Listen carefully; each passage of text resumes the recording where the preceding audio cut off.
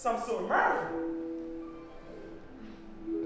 And that's when Egbert, I realized I had to be the one to crack that egg and be all up in there. And so we went off, and all I could think about is seminal. Seminal vesicles.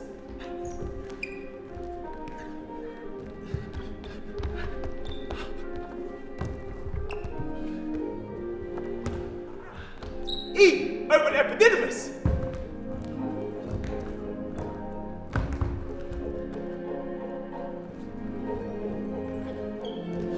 U, no, V, no, the vas deferens.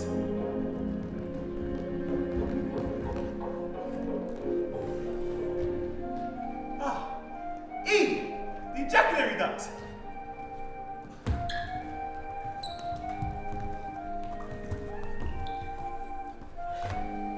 Then I stopped.